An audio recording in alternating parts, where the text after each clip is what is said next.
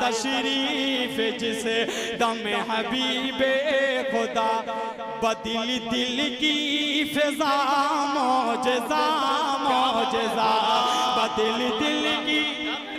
से पहले इस प्रोग्राम का बाज़ाब्ता कुरान मुक़द्दस की तिलावत से आगाज कर दिया जाए बिला तमहीद कि सहरा में जंगलों में बयाबान में पढ़ो, सहला में जंगलों में बयाबान में पढ़ो, मीनार गिर पड़े हैं तो मैदान में पढ़ो, ये बेखबर नुजूमी तुम्हें क्या बताएंगे, कल होने वाला क्या है ये कुरान में पढ़ो, कल होने वाला क्या है ये कुरान में पढ़ो। आइए मैं गुजारिश कर रहा हूं इस महफिल का मुकद्दस और बेहतरीन आगाज करने के लिए जनाब हाफिज कारी सलीम साहब जहानागंजी से कि वो तशरीफ, उनसे गुजारिश है कि खुदा की रोशन किताब लेकर मिटाओ दुनिया की जुल्मतों को, बढ़ाओ ईमान का उजाला, जमाना तालिब है रोशनी का।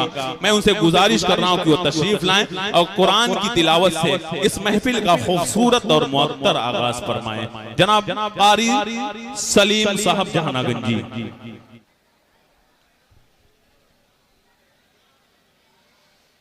अऊज़ु बिल्लाहि मिनश शैतानिर रजीम।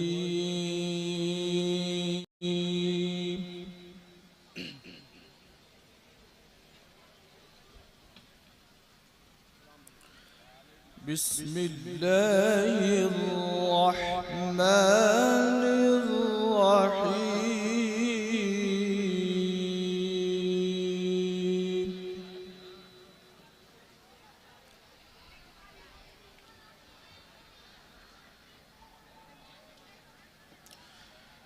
वलक़द अर्सलना रुसुलन मिन क़ब्लिक वजअलना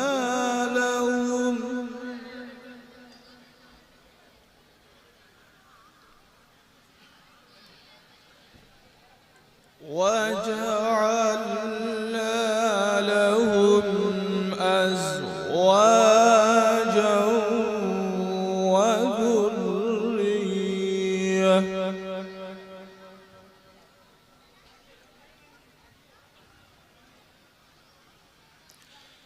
وما كان لرسول أن يأتي بآية إلا بإذن الله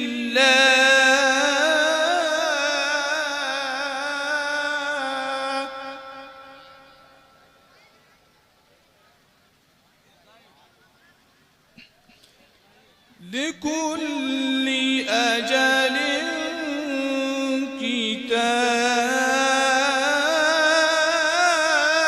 كتاب لكل أجل كتاب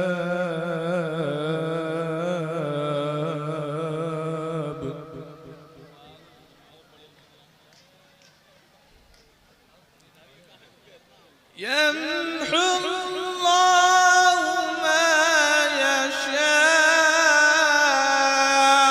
ويثبت وعنده أم الكتاب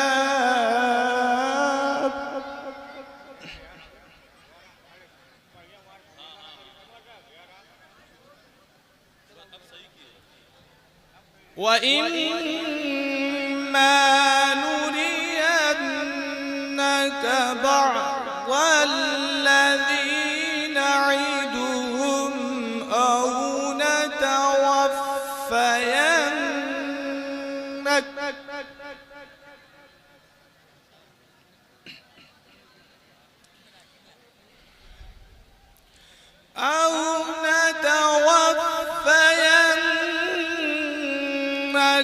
فإنما عليك البلاغ وعلينا الحساب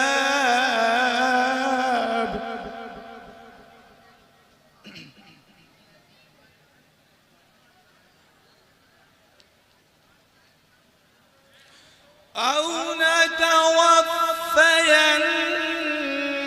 خدمك فإنما عليك البلاغ وعلينا الحساب.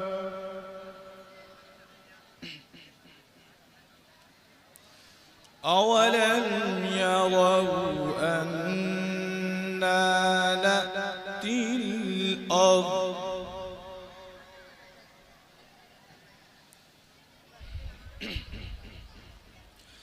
أولم يروا أنا نأتي الأرض ننقصها من أطرافها والله يحكم لا معقب لحكمه.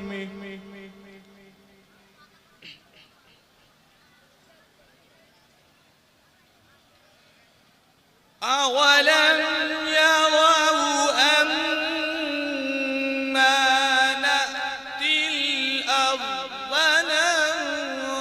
ننقصها من أطرافها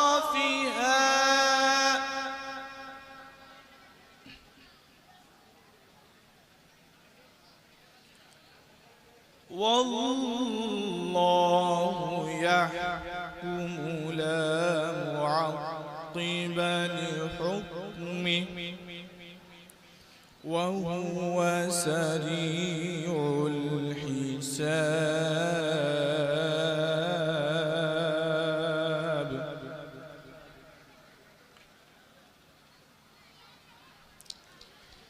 وقد مكر الذين من قبلهم فلله المكر جميعا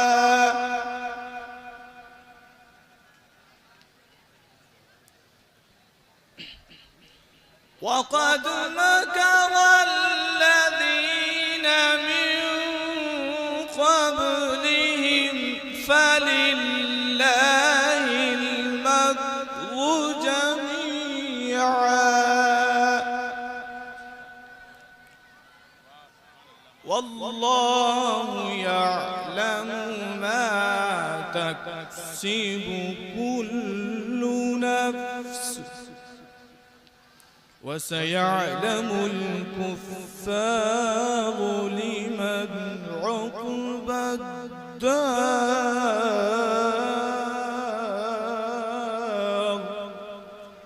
صدق الله العظيم. सागर तलाश कर न तो मीना तलाश कर, सागर तलाश कर न तो मीना तलाश कर, ऐ आशिके रसूल मदीना तलाश कर। मोमिन अगर है तू तो कुराने मजीद में ईमान का चमकता नगीना तलाश कर। हजरात गिरामी, कुरान करीम से इस महफिल का खूबसूरत आगाज कर रहे थे। इतने अच्छे अंदाज में कुरान को पढ़ रहे थे कि मेरा दिल मचल रहा था। ये वो कुरान है कि जो उस नबी पे उतारा गया जिसके सदके में इस कायनात को सजाया गया और जिसकी वजह से ये महफिल सजाई गई और जिस वजह से आप यहाँ तशरीफ लाए, उसके ऊपर ये कुरान नाजिल किया गया। लेकिन एक बात है, मीडिया के लोगों से मैं कहता हूँ, ये बात सच्ची हो कैद कीजिएगा। ये वो कुरान है जो सीनों में महफूज कारी साहब पढ़ रहे थे। छोटे छोटे बच्चे हाफिज कुरान की शक्ल में मेरी आंखों के सामने चमक रहे हैं। लेकिन कुछ लोग इसी कुरान के अंदर तहरीफ कर रहे हैं, कुरान को मिटाने की कोशिश कर रहे हैं। हाफिज सलीम साहब ने पढ़ के बता दिया है कि इस कुरान को की हिफाजत का जिम्मा अल्लाह ने ले रखा है। मैं ये कहता हूं, अगर सच हो मुज़म्मिल हयात साहब, तो आप बात की तायीद कीजिएगा कि जिसे महफूज रखा है खुदा ने अर्श पर अपने, जिसे महफूज रखा है खुदा ने अर्श पर अपने, उसे तुम खाक करने के न देखो दिन में यूं सपने।